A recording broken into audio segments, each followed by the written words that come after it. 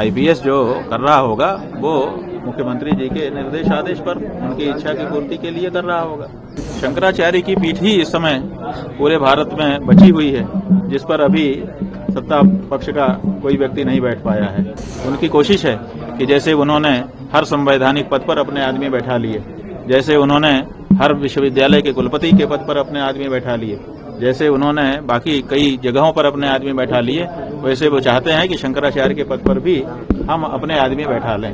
भाई हमारा उनका व्यक्तिगत ना तो पहले से कोई परिचय है, ना तो कोई बातचीत है, ना तो कोई स्वार्थ टकरा रहा है। आईपीएस जो कर रहा होगा वो मुख्यमंत्री जी के निर्देश आदेश पर उनकी इच्छा की पूर्ति के लिए कर रहा होगा। हमारा व्यक्तिगत तो उनसे कोई लेना देना है नहीं ना।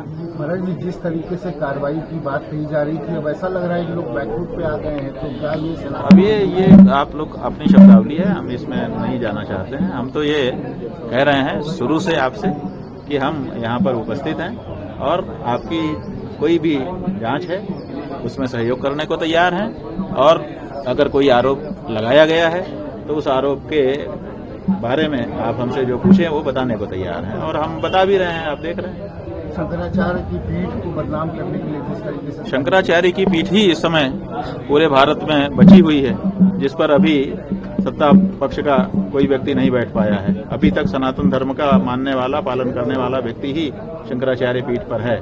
उनकी कोशिश है कि जैसे उन्होंने हर संवैधानिक पद पर अपने आदमी बैठा लिए, जैसे उन्होंने हर विश्वविद्यालय के कुलपति के पद पर अपने आदमी बैठा लिए, जैसे उन्होंने बाकी कई जगहों पर अपने आदमी बैठा लिए, वैसे वो चाहते हैं कि शंकराचार्य के पद पर भी हम अपने आदमी बैठा लें। तो इसीलिए जो परंपरागत शास्त्र को मानने वाले, वेद धर्म को बताने वाले शंकराचार्य हैं, वो उनको अब सुहा नहीं रहे हैं, क्योंकि जो वेद को मानने वाले, शास्त्र को मानने वाले शंकराचार्य हैं, वो कह रहे हैं कि एक सन्यासी को दया, करुणा और अहिंसा के व्रत का पालन करना चाहिए।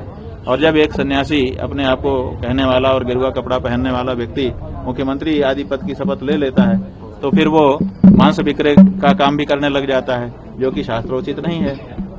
शंकराचार्य ये कह रहे हैं कि जब आपने विरक्ति धारण कर ली, माँ बाप को भी छोड़ दिया, तो फिर आप नौकरी क्यों कर रहे हैं, क्यों वेतन लेकर के काम कर रहे हैं?